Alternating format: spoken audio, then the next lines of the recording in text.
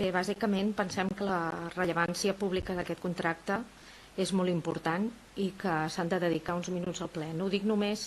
per aquest punt en concret que nosaltres votarem a favor i que se'ns ha explicat als regidors del Partit Socialista que hi havia a la comissió passada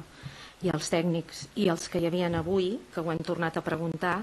que bàsicament la modificació és per la bossa d'hores que s'han destinat a la neteja durant la festa major. Però sobretot nosaltres sí que volem dir que un contracte de neteja i de recollida de residus, que és un dels contractes més importants que té l'Ajuntament de Granollers, no es pot delegar o no creiem que sigui raonable que es delegui a la Junta de Govern local i que hauria de passar per ple. Estem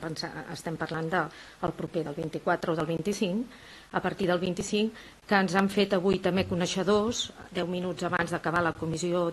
d'Urbanisme per via d'urgència, de certes modificacions permanents i puntuals que hi ha en aquest contracte que podem estar a favor, com que es dedica una partida d'hores a la recollida de fulles o les herbes de les voreres, una cosa reclamada per molts grups de l'oposició durant molt temps,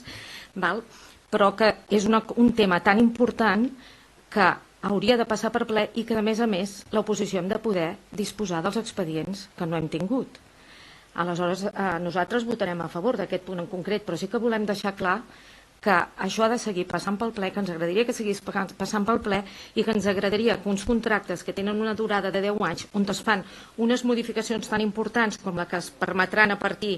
d'aquest Nadal i Reis per augmentar la bossa d'hores per aquest Nadal i Reis